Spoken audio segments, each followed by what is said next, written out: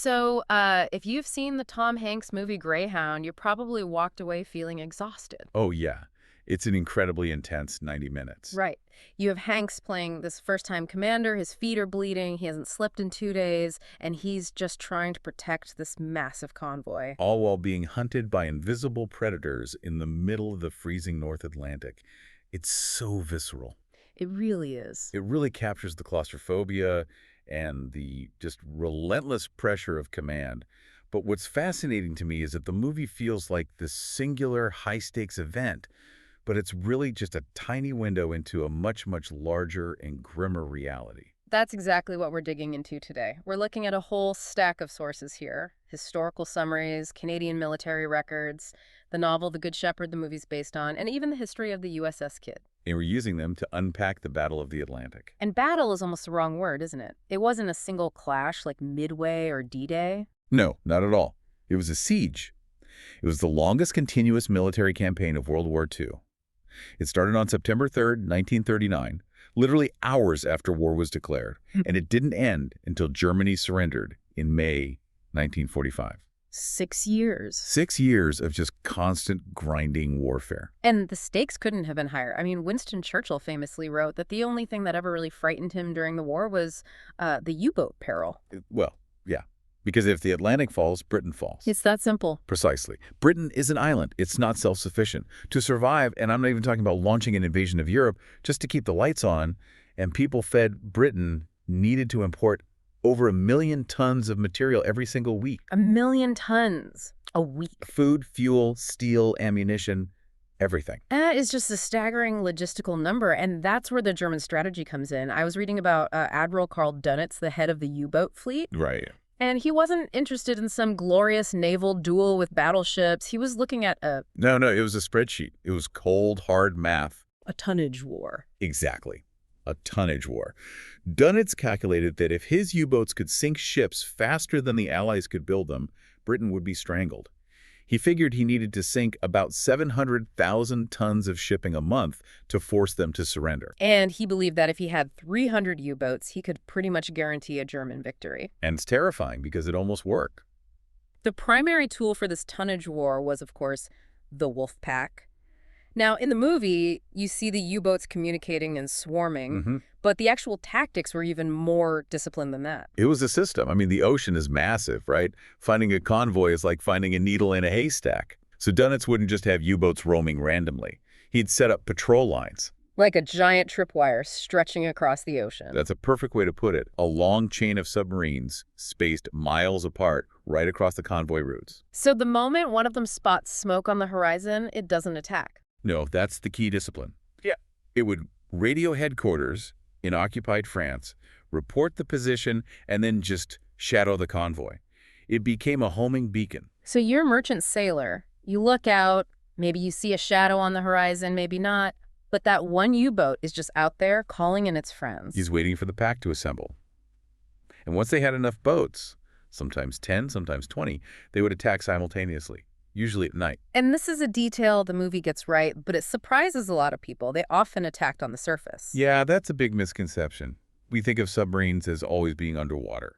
Right. But the sources all point out that a WWII U-boat was basically a submersible torpedo boat. That's a great way of looking at it. Underwater, they were slow and blind, but on the surface, running on their diesel engines, a U-boat was actually faster than most of the little escort corvettes protecting the convoy. And at night, it's just this tiny silhouette, incredibly hard to spot. So they would slip inside the convoy columns on the surface amidst the confusion, firing torpedoes at almost point-blank range. And creating just absolute chaos. The escorts can't drop depth charges because they might blow up a friendly merchant ship, and they can't use their sonar effectively because the U-boat isn't even underwater. For the Allies, it was just a tactical nightmare. Absolutely. And this tactic led to what the German crews called the happy times. The first one was in 1940, right after France fell, which gave them bases right on the Atlantic coast.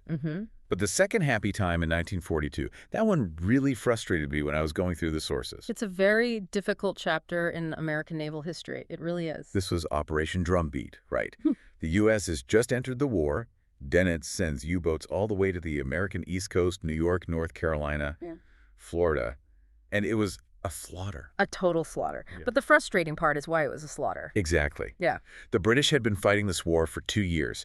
They knew the only way to protect ships was to group them into convoys and turn off all the coastal lights. They offered this experience to the U.S. Navy.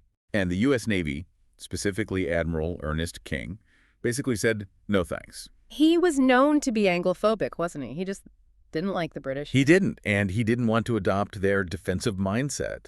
He refused to order coastal blackouts because of the impact on tourism and commerce.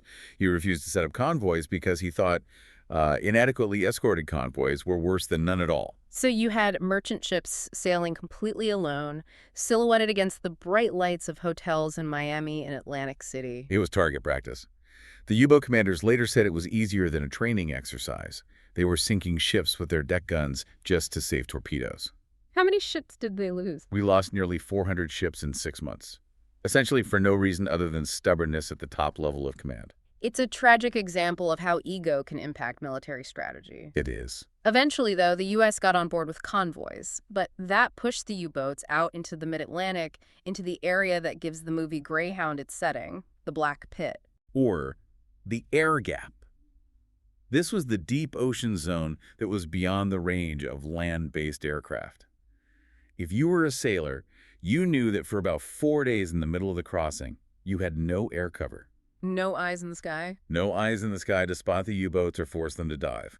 You were completely on your own. And that's where the exhaustion comes in. The movie depicts Commander Krauss staying awake for 52 hours straight. And the book, The Good Shepherd, is really internal. It's just him drinking coffee, his feet swelling, trying to make these life-or-death calculations while he's hallucinating from fatigue. And that was the reality for the escort commanders. But we should also talk about the people they were escorting, the merchant mariners. These were civilians, tanker crews, cargo handlers, and they were sitting on thousands of tons of high-octane aviation fuel or ammunition. I was struck by the casualty rates in the notes. We usually talk about the Marines or the airborne, but the merchant Marines suffered a casualty rate of nearly 4%. That's higher than the U.S. Army. It's unbelievable. It was terrifying work. If a tanker gets hit by a torpedo, you don't just sink, you burn. And the water in the North Atlantic is, well, it's freezing. If you go in, you have minutes to live. Minutes before hypothermia kills you. Yeah. And the convoys had strict orders. They couldn't stop to pick up survivors if there were still U-boats around. You just had to keep moving. That's grim. So grim. So that brings us to the protectors. The sources highlight the massive role of the Royal Canadian Navy. They started the war with basically nothing, something like 11 combat ships. 11, yeah. And by the end of the war, they had the third largest navy in the world with 400 ships. They took on the responsibility for the western half of the Atlantic. And most of these ships were corvettes, right? The Vomit Comets? Yes, exactly.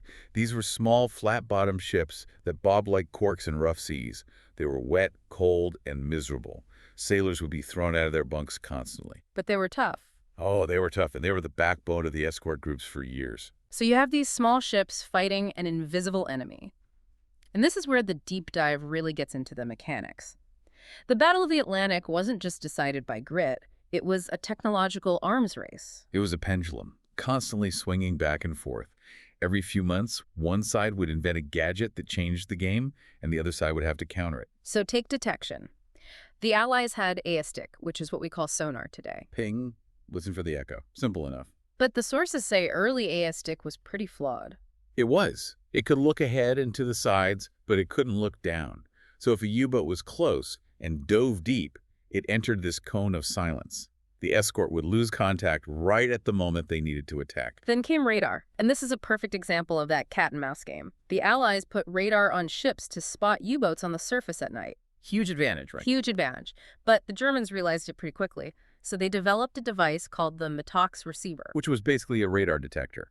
Exactly, like you'd have in a car to spot speed traps, so the U-boats could hear the radar waves hitting them. So the moment an Allied ship turned on its radar to find the U-boat, they were just sending a warning signal. Hey, I'm looking for you. Yeah, and the U-boat would dive long before the escort got close.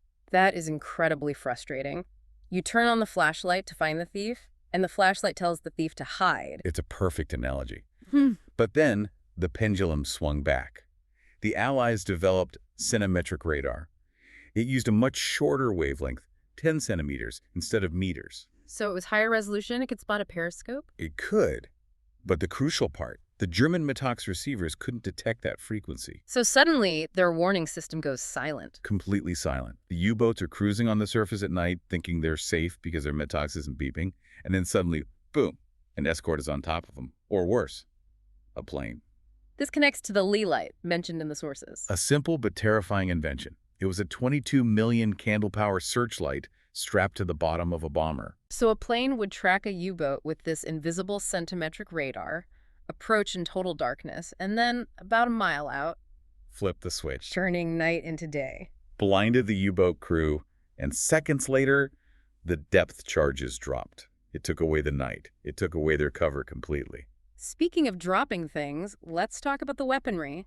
The movie shows a lot of depth charges rolling off the back of the ship. But there was a weapon called the Hedgehog that the sources say was much more lethal. The Hedgehog changed everything. With depth charges, you have to drive over the sub to drop them off the stern. Which means you lose sonar contact for the last crucial minute. You're firing blind. You're firing blind, and when they explode, the water gets all churned up, so your sonar is useless for the next 10 minutes. But the Hedgehog fired forward. Right. It was a mortar array on the front of the ship. Yes, it fired 24 small bombs in a circle, about 200 yards ahead. You could fire it while still tracking the sub on sonar. But here's the real difference. Depth charges are said to explode at a certain depth. Hedgehogs only explode on contact. Imagine the psychological difference there. You fire this ring of mortars, they hit the water, and then you listen. If you hear silence, you missed. The water stays calm, your sonar is still working, you can fire again immediately. But if you hear a crack, it means metal, hit metal. You've punched a hole in the pressure hull. It was a brutal binary weapon, silence or death. we've talked about the hardware ships, radar, weapons, but we have to talk about the software, the intelligence war, the Enigma machine. The Code War was arguably just as important as the tonnage war. The Germans used the Enigma machine to encrypt all their radio traffic. They believed it was unbreakable. But the codebreakers at Bletchley Park in England famously cracked it, and this allowed the Allies to steer convoys around the wolf packs. For a time.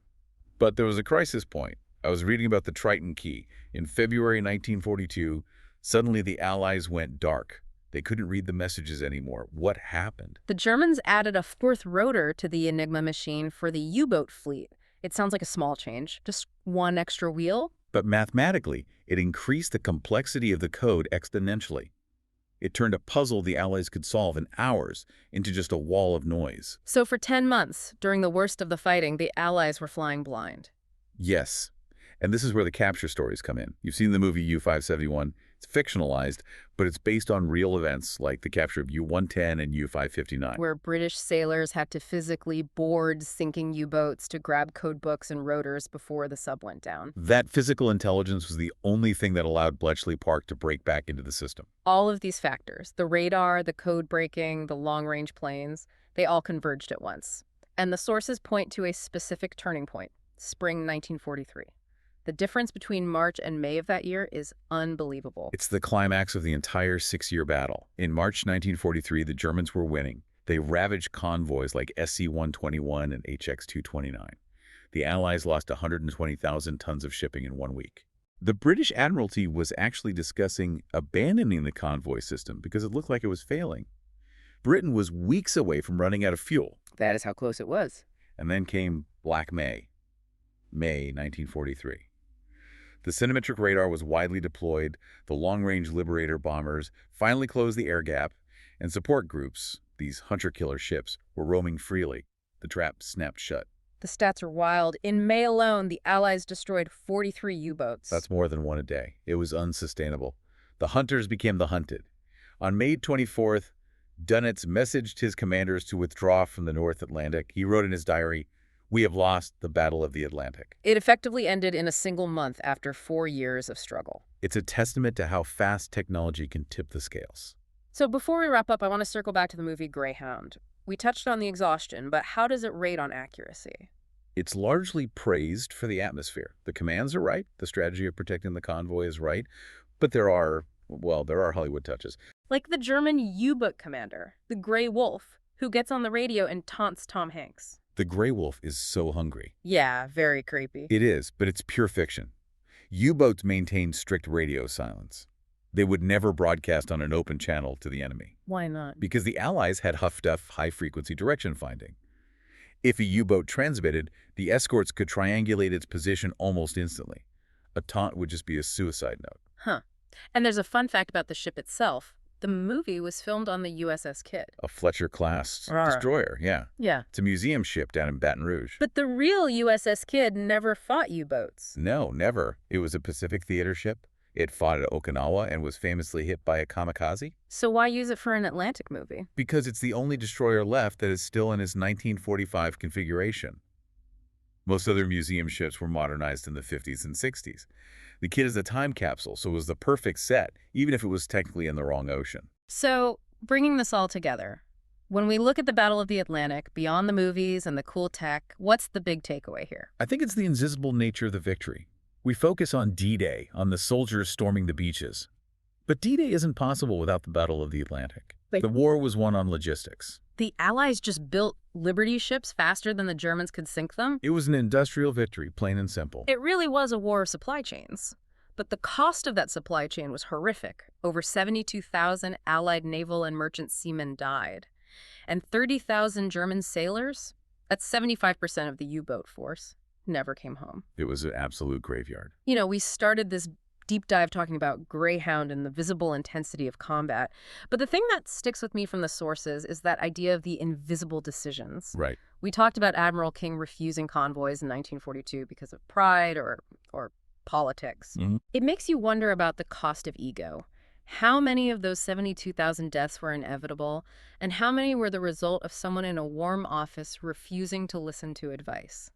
We see the explosions in the movie, but we don't see the policy meetings that actually decide who lives and who dies. That's the sobering reality of war. The most dangerous weapon isn't always a torpedo. Sometimes it's a bad decision made thousands of miles away. A heavy thought to leave you with. If you haven't watched Greyhound, give it a shot, but keep in mind the 6 years of history pressing down on that hull. And if you're ever in Baton Rouge, go see the USS Kidd. It's a piece of history you can actually touch. Absolutely. That's it for this deep dive. We'll catch you on the next one.